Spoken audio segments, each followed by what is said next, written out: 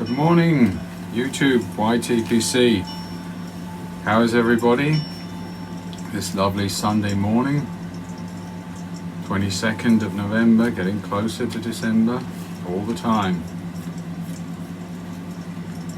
Well, this is the first in the videos about tobaccos of Christmas present. So these are all tobaccos I bought this year, and would like to share my experience with you about them. And the first one that I've got here is this lovely Golden Days of Yore from Cornell and Deal. Lovely label, I think. Housekeeping, a corncob pipe from my good friend CJ at Milan Tobacco, who does these masterpieces, and I asked him to paint me a Christmas cob. And there it is, with a lovely tree on it, a little snowman there, and one there, and on this side it's got Merry, and the other side it's got Christmas. All the right colours and everything, beautiful. He does always a fantastic job. Well, this video is the test flight of the shed of Serenity, because it's freezing outside. It got below zero overnight, and although there's a bit of sun this morning, it's a light breeze bringing this freezing air across you, and within a short time your fingertips get numb. So that's what I have the shed for. Not only in the night, but in the daytime if it's just too cold out there.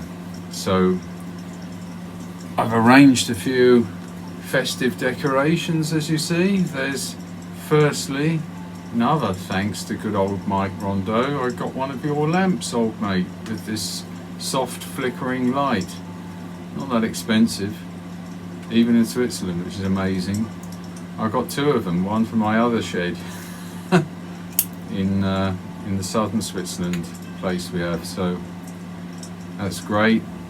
Got some little Christmas in a bottle there. There's a little Christmas tree in each little bottle there, and some candles. Don't really need them at the moment, but sort of a few decorations my wife didn't really favour for the house.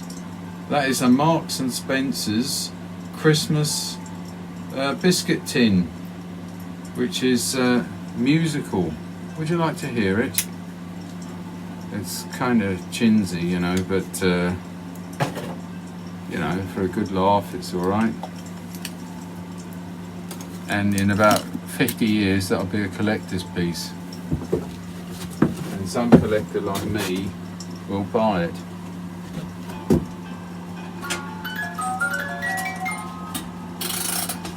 Here we go.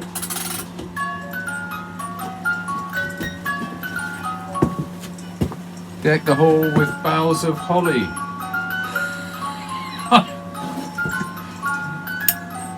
Dun, dun, dun, dun, dun.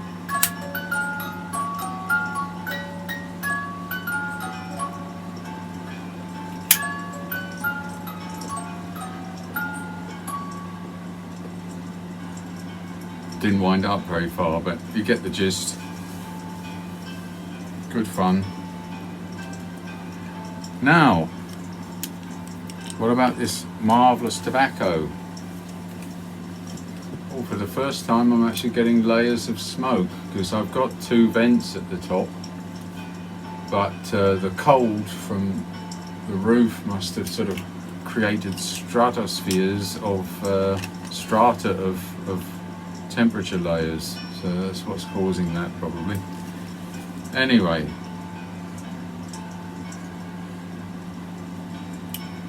well, 2.3 in tobacco reviews, but that's misleading, because it was the haters and the likers. So the likers gave it 3 to 4, very good score, and there were a few haters there who gave it 1 star.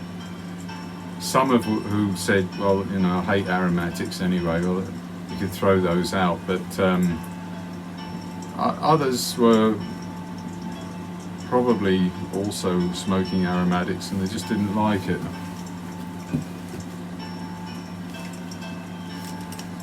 Right, this is the 4th bowl of this I've smoked and I like it.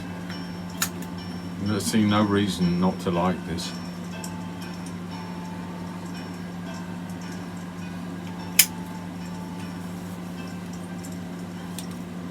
In a briar, slightly better, I always find, with aromatics than most aromatics, let's say, than a cob, but it depends, and it's perfectly good in this cob.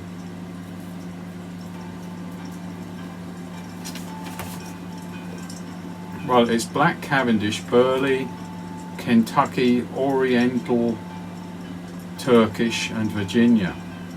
So what this is telling you right off the bat is this is a bit more sophisticated than the usual Burley, Virginia and Black Cavendish foundation. And it goes on in the topping, which is alcohol, cinnamon, cocoa, chocolate, ginger, licorice, nuts and beans. I don't know what kind of beans, I assume they're cocoa beans or something like that. So also quite somewhat more complex topping recipe. A ribbon cut, yeah, sort of, you know. I know the light's not so great in here, but yeah, it's a sort of it's a ribbon cut, you know, a bit rough in some places, but it's ribbon. Not a lot of Black Cavendish in there.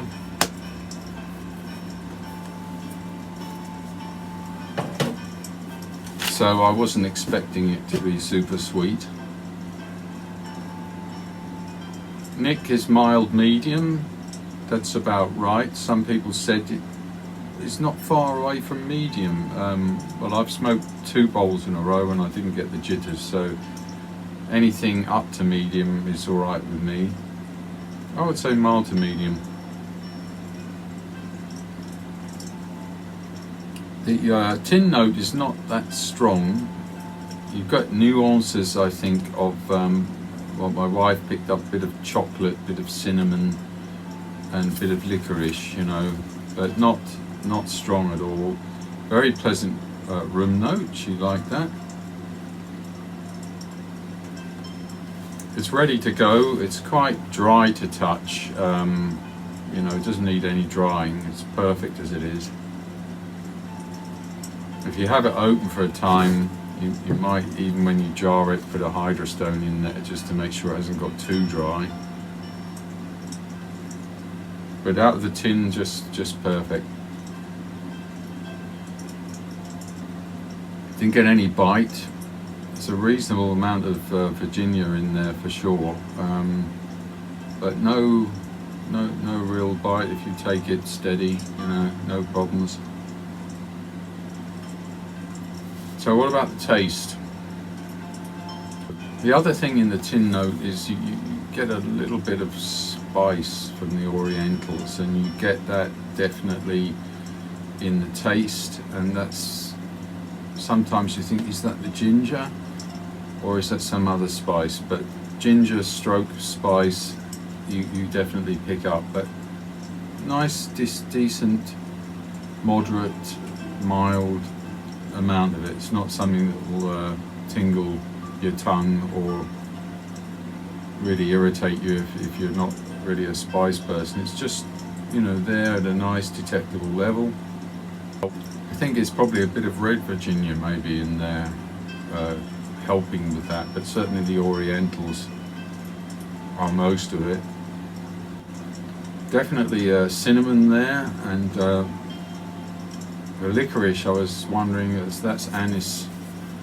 I think they've used natural anise, as good to blenders try to do, with as much natural ingredients to make a sauce for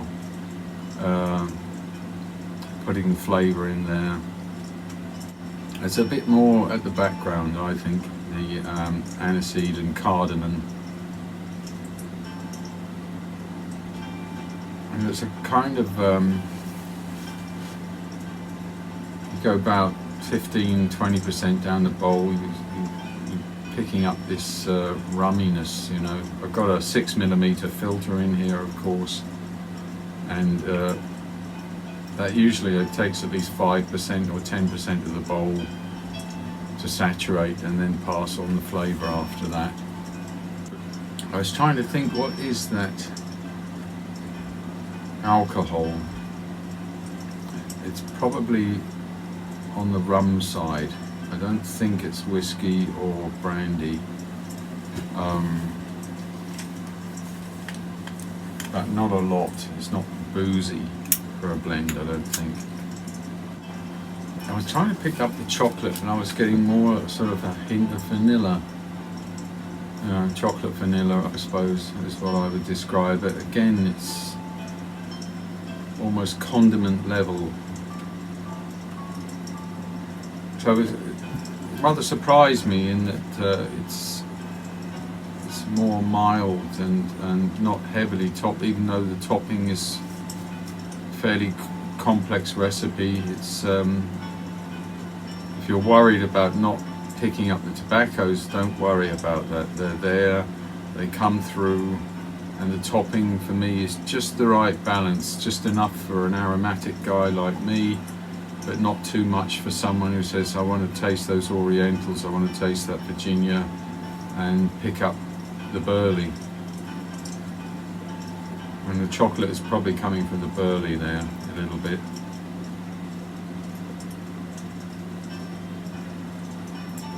It's not overly sweet either, so if you don't like aromatics because you think, oh, they're so sweet and goopy, this will not be goopy, and it will not be that sweet. It's moderately sweet, but it's actually very good in that it's letting the tobaccos express themselves, and half of the contribution is coming from them and half of it from this beautiful topping that they've put on.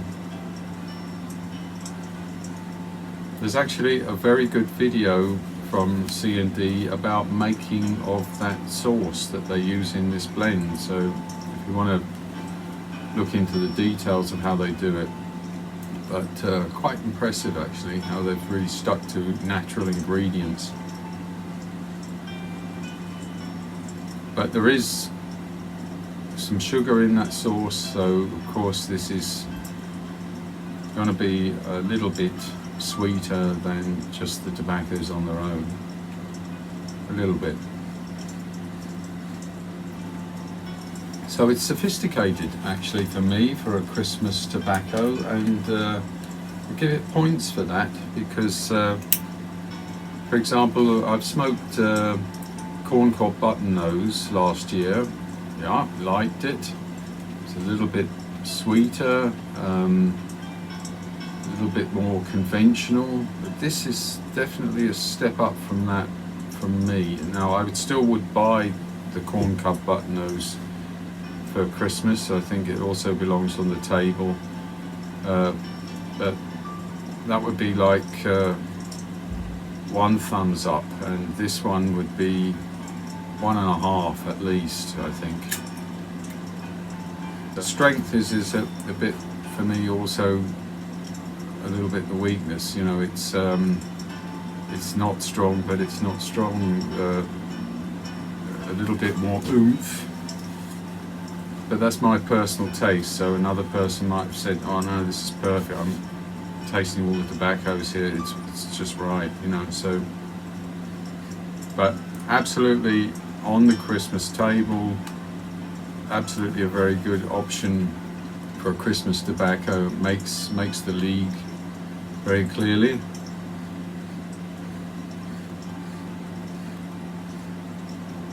Well, it's almost, well, it's about 12:30 now here, but it's kind of, I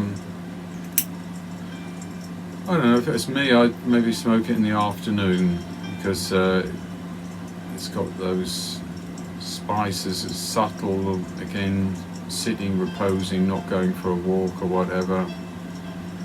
Some people might say I like to have something in the morning to wake me up, and a little bit of gingery spice in here might fulfill that role. So what's it like, other tobaccos? Well, as I said, it's got some similarities with corncob butternose, but more sophisticated, definitely a step up. So only a partial similarity there. I haven't tried Epiphany yet, but several tasters of this said, oh, it's a bit like Epiphany. I hope it is, because then I'm going to really love Epiphany anyway.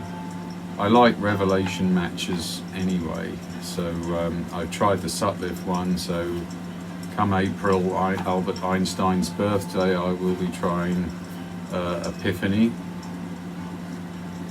You may see tobacco reviews, the corncob butternose got a 3, but that was only because there was a sort of common ground. There were no real haters of that tobacco. And that could happen to a sophisticated blend, that something in the ingredients is going to upset someone there and they're not going to like it. So that's probably the advantage of corncob butternose. It's a more conventional basis, and you know, the market likes it in a broader sense. I find in a briar it goes out less. Conventional number of relights here. Maybe I've got one extra, but it's partly because I'm talking. What would you drink with this? Something mild and not overpowering, like black tea. Something very light that you can get these flavours. Well, quite a few people have reviewed this one. Let's see. John Pitterese basically has done it 1 month ago, so that's one of the most recent ones. Pipe Surfer did it about a month ago. Earl of Pipes did it 2 months ago. Smoking Pipes has done, I think it's Shane Ireland, 5 years ago, did a review of it. I always love his smoking notes, find them very insightful and interesting.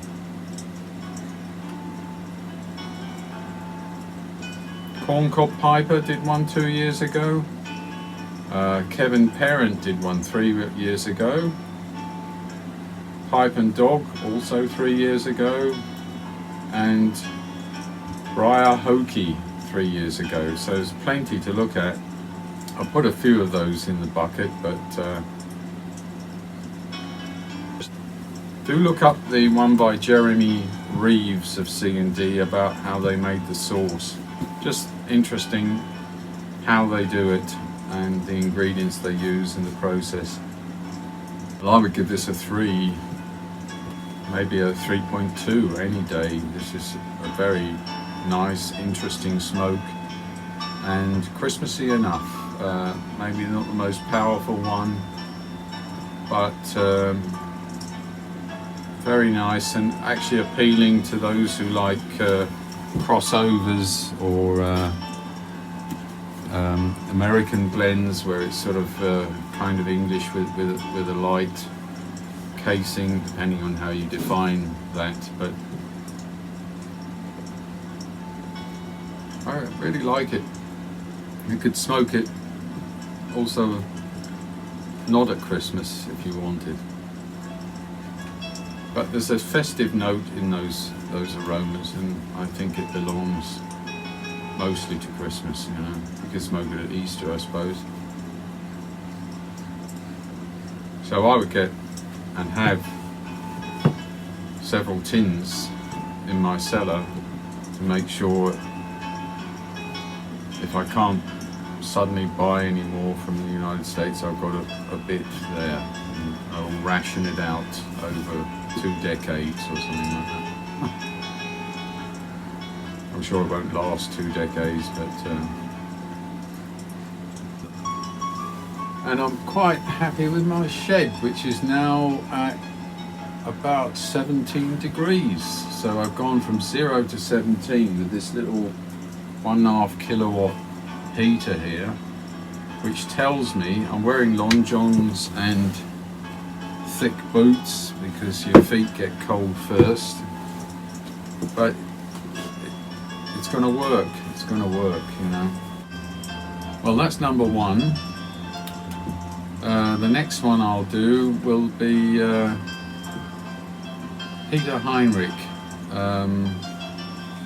Winter stroke Weihnachtstabak, meaning winter or Christmas tobacco, sometimes called one or the other. Last year, Peter Heinrich's was the winner for me. It was one of the really best. The 2019 was a fantastic Christmas tobacco, and probably the best one I've tasted up to that point, but we shall see how it goes this year. Anyway, that's it for today. A couple of days I'll have then Peter Heinrich. Stay tuned, everyone. Stay safe, keep well, wear your masks, and for those who are approaching Thanksgiving, I do hope that all goes well for everyone. Cheers everyone, bye bye.